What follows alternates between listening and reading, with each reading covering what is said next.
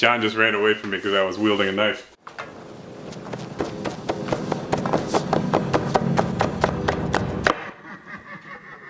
Hi, I'm Phil S. Pumpkins, and you got something you want to ask? Welcome to our Halloween episode. That's right, the meal and a pumpkin was not our Halloween episode, although it should have been. I just didn't remember to dress as Phil S. Pumpkins. So here we are doing a Halloween episode. This will be an extravaganza, if I dare say so myself. Specifically because I'm gonna make a whole bunch of bullshit and none of it is a meal. Alright, we're gonna make 4 or 5 things tonight.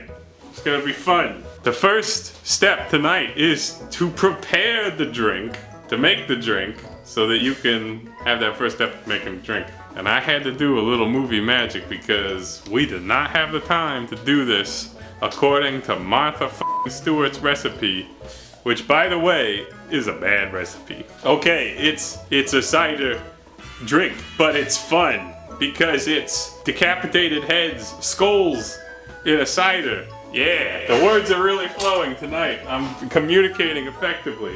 Alright, so if this was not movie magic, you would need to immediately peel an apple. This is a Pixie Crunch. It's a small apple that we picked from some orchard in Utica, which is a place in Ohio, and they are delicious. Ideally you would use Granny Smith, but I could not possibly justify buying more apples than what I had on hand, so I'll just go ahead and use it. Take your apple and slice it in twain, and then if you care about the people you're serving this to, you can do a little bit of fine filigree work, which is not at all what that word means. You can do fine detail by trimming the core out, but it's not really that likely that you're gonna eat these apples, so I wouldn't sweat it. Now, using the implements of your choice, it's time to create a skull. I did a little bit of this beforehand, and I found that a chopstick was highly effective for carving. So you can create some eye holes, also known as sockets, okay, some eyes,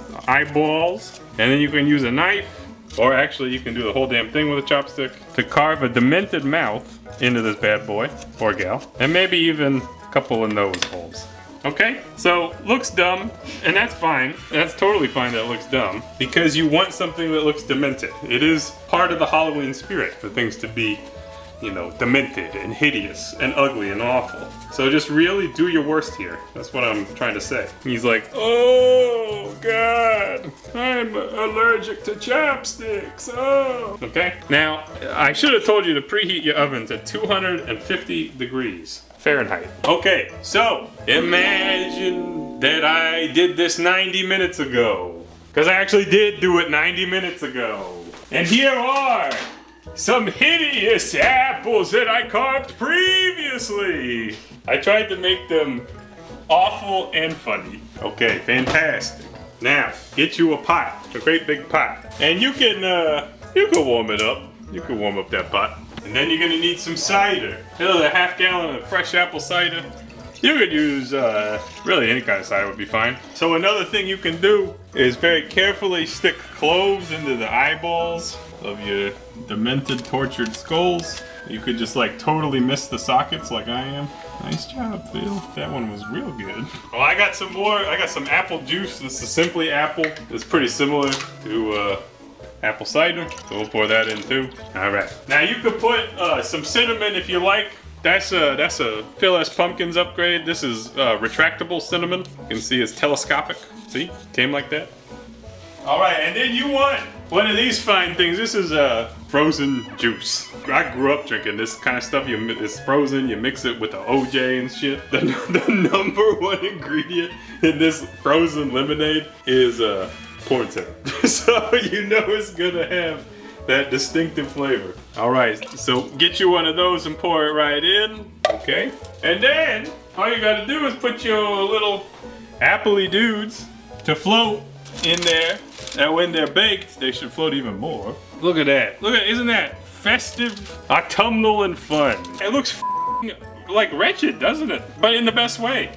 And then you got, you got a little punch going. It's a punch. We're making punch, okay? So the thing that's missing right now is alcohol. That's right, alcohol. Alcohol makes punch. If there's no alcohol, is it punch? Yeah, I guess. But I don't want to acknowledge it. All right. I love in recipes like this where it's like, add 2 cups of booze. You know how much booze that is? You know a shot is like a 1/4 cup of booze. So I'm using Gosling's Black Seal, Bermuda Black Rum. You could use spiced rum. You could use whatever you want. Okay, so Martha Stewart said put 2 cups in for a batch that would be twice the size of this, but that's not how we roll. So there's our booze, and I think that's it. I think we made it. So we just need it to heat up. But boom, first recipe complete. Doesn't it look fun? So this is not hot. Maybe it shouldn't be hot. It's punch. It shouldn't be hot. What am I doing? Tastes good. That tastes great. That's really good. Did the recipe say to heat it? I don't remember heating it. Don't need to do that. Okay, well, let me just take this off the stove. All right, onwards. We're gonna make mummified jalapeno poppers. All right, so this falls into the great category. It's like a type of American cuisine that deserves its own category, which is all centered around pre-made crescent dough. Can we put crescent rolled dough on it? The answer is yes, you can do that with anything. All right, so I actually don't have that many peps. I just have a few from my garden. They are really hot, so these will be unfriendly to eat. It's part of the scare factor. That's right. Okay, so we're gonna make our filling at the most basic level. You can make poppers by just filling it with simple, just cream cheese, which you want to be room temperature. Soften it. I don't love cream cheese, but you know, in the spirit of Halloweeners, I'm happy to use it today. Okay? You got something you want to ask? All right. So we could just slap that in the pepper, but we got more dignity than that. So let's add some cheese to this cheese product. Here's some mozzarella cheese. You could use pepper jack if you're worried about your peppers not being spicy enough. All right. So here's some cheese with some cheese. Now you could season this further. One thing that I think is common in this is the old Worldstar Sauce. So we'll just add 1 dab of that. And you could add some garlic. Bada boom, bada bing. Keep the vampires away. Almost definitely you want to add some salt to this and some pepper. And give it the best mix you can. You could add chopped green onion. You could add regular onion. You could add hot sauce, lemon juice, shallot, all kinds of things. But it really is, however you want to fill them, you go ahead and do that. All right. Now let's work with those peps. I might even add some non-spicy options. Okay. All right, here's my peps. I'm gonna go ahead and wash them. And then I'm going to cleft them in twain, retaining the stem. So it makes them look cool and also makes a handy handle. Here we are clefting. And of course, because you are trying to fill these with something else, we need to remove the insides. Which, if you are a glutton for pain or perhaps a enthusiast for flavor, you could take the guts and put it into the cream cheese. I will show mercy on John and not do that today. So use the implement of your choosing to remove the seeds and membranes in such a way that you can put cheese in there instead. Truly, what a brilliant culinary innovation. Remove the inside and replace it with cheese. How many things fall into that category? Countless. Endless. Okay, in addition to my jalapenos, I've prepared some salad peppers. So, next up, you need to fill as pumpkins your peppers. And you can just set them wherever for now because we still need to mummify them as well. You don't want to overfill, but of course I will inevitably do that. And I'll tell you one thing, it would be way easier to do this if I wasn't wearing a jacket. Now look how beautiful that is. It's just an epic amount of cream cheese and almost no vegetable at all. That's what people want. So we'll be back after I'm done filling these with the cheese. All right, peppers are prepared. I would be remiss if I did not say, peppers are hot. People love when I say that. Actually, I usually say it more. Peppers are hot. Yes, this is what the people want. Okay, it's time to open this roll of crescents where you do it this way and it might explode. It's a little nerve-wracking. Sometimes you put a little spoon there. You could just use the back of a knife too if you're brave. Woo! Okay, we got it. All right, so here's our crescent roll dough. Everyone's favorite, America's favorite. Kroger brand crescent roll dough. Delightful. All right, here I am unrolling the dough, which is cut into triangles. and just generally looks a little bit shitty, that's okay. It really is okay. Now normally if you were making crescent rolls, you know, you'd roll them up, but for our purposes today, what we want to do is cut thin slices of that dough and then take your jalapeno and wrap the dough around it as if it was a mummy. So we're doing it like this. It's okay if you stretch the dough out a little bit, and you want to make sure that you leave some space because we are going to adorn these with eyeballs in the spirit of Halloween, making it creepy and fun. So I will be over here wrapping these for quite some time. And then in the meantime, you viewer can just relax. I'll do the cooking tonight. All right, here's our fine mummified peppers. John helped. Everyone say thanks, John. And we'll put them in the oven, 375. We'll start 10 to 15 minutes. I can't remember. So we'll start with 10. And then we move on. Oh boy, oh boy. Oh boy, oh boy. Next up, we're gonna make bone sticks. That's right, bone sticks. All right, now everyone knows I don't f with dough, so I bought the dough. And this is like weird, I don't know, weird Kroger dough, Weewalka. In this case, it's kind of interesting. They made the dough and then they roll it up on parchment paper. So you could just roll it out with the paper below and make your pizza. Seems pretty convenient. But instead of that, I am going to turn it into bones. And this is one thing I really wanted to do today because I remember doing it when I was a kid. It was something very similar, making silly holiday things out of dough with my mom. And I was like, I got good memories of that. I also remember that when we would get Papa John's pizza and sometimes we'd get breadsticks, sometimes those breadsticks look like bones. So I thought it would be fun to make something like that. So here I am rolling out the dough. We want to cut this dough, what a nice even cut I did, into about 8 pieces of varying sizes, which is fine, no problem. And then for each one, get it separated from the rest. We'll roll it into a ball and then into a log. Essentially you want to roll it out somewhat thin, I would say, as thin as you can get it. And then get you some scissors or a knife, and on the ends, snip the end and snip the other end. Once again, pulling that dough so that it looks like a bone. Now, you'll notice it looks demented and kind of stupid. That's okay though. I mean, it's fine. Again, you're making things that are silly and somewhat horrific, so don't sweat how they look. I'm gonna do that with the rest of them. Okay, so quick update on our mummified peppers. They are clearly not done yet, but the pastry is starting to puff.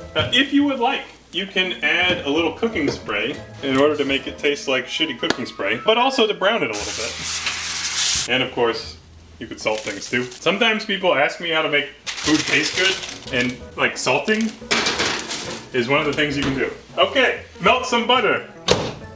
And grab a brush, and we're gonna elevate this fine autumnal treat with freshly ground Parmesan cheese through a microplane. So while you're waiting for that butter to melt, get the finest Parmesan cheese you can find and grate it. By the way, the name brand microplane is amazing. I can't believe how good this thing is. Just look at how the cheese flies out of it. Absolutely amazing. I love it. All right, now, brush your bones with butter. This is like an embalming treatment. Embalm your bones with butter. Why do we do this? For good taste. Really don't hold back on the butter, because what else are you gonna do with it? I don't know. All right, we're gonna need a little bit more Parmesan. I think that's plenty. And try to get most of it on the bones. I did not do a good job of that, but that's fine. It's fine. It's fine. Everything's fine. Okay. We'll add some salt, because I like it. And this will go in, we'll start with 10 minutes at 375. And then we clean up a little bit. Cool. All right, while other things are baking, we're gonna make a monster apple. So we're gonna take a large apple and cut it into quarters. I am probably only going to make one of these because that's where I'm at. For your monster apple, there's a couple of different ways you could approach this. I'm going to try one way and hope that it works. I'm going to cut, there we go. So in your quarter apple, you wanna cut a wedge like that. And then in the cavity of the apple, we're gonna fill it with peanut butter. Here I have candy eyeballs. I would have preferred smaller ones, but it's what we got. So you can, God damn it. You can use some peanut butter as an adhesive And the last thing to do is to add some teeth. And there's lots of different things you could use for this, but I happen to have some Karen's Natural dried pineapple, which was sent to us by a third-party marketing company to do a review on. And that company wasn't the best to work with, but it doesn't matter. I couldn't think of anything to do with these, so now I am using them and not reviewing them. But I thought it would be funny to use the pineapple as teeth. Yeah, I think it might work. Yeah. Boom! There's one monster apple. Let's make another one, and let's make the cavity larger. Alright, so I made a better one, and I gave him a little orange peel tongue. Here he is. Isn't that fun? It is! It's fun! It's Halloween! Okay, I bet you those peppers are done. I bet you. Alright, they look fabulous. You know they're done when they look done. And other helpful advice from Phil S. Pumpkins. Okay, so the last thing to do with these, you should let them cool down, but I wanted you to get a feel for this at least, that you can put candy on anything. That's truly the spirit of Halloween, so just go ahead and do that. And if you want to really mix things up, you know, on some of them, you could just put one eyeball. I think the bones are going to be the least successful. They already look bad. I crowded them. I didn't do anything right, but that's okay. I'm gonna finish decorating these. Alright, it's been about 10 minutes. None of my breadsticks really look like bones, unless you squint, but I don't care. I really don't care. So go ahead and just put some cheese on them, because, you know, this is food for children anyways, so. Iggy, what is... You need some water, bud? Man, you need to get out of the kitchen, and you're just wheezing from kitchen fumes. Alright, and then we're gonna throw these back in, let that cheese melt. Be back soon. Alright, the cheese is melted on our bones. Now they really look like bones. Okay, now to plate them up, we'll plate up the boneyard with some marinara sauce for dipping. Don't you mean blood? I mean, yeah, blood sauce for dipping. Just look at the bones. Ooh, that one's dangerously cheesy. Well, I don't know if any of them look like bones, but I also don't care. I made this marinara sauce from my garden tomatoes. Very excited. It's really, really delicious. And in fact, I'm gonna do an episode on marinara sauce one of these days. From scratch. There's your blood sauce. Boom! And that's it! That's all we're doing tonight. Let's bring it all together. I got no f***ing room in my kitchen. Bones and blood sauce. Monster apples. Mummified peppers. And skulls and cider. So it's over there. Alright, how that breadstick is.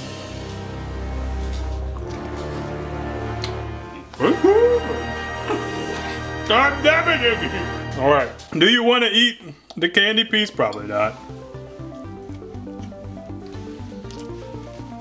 That was actually really yummy, but also the pepper is really spicy.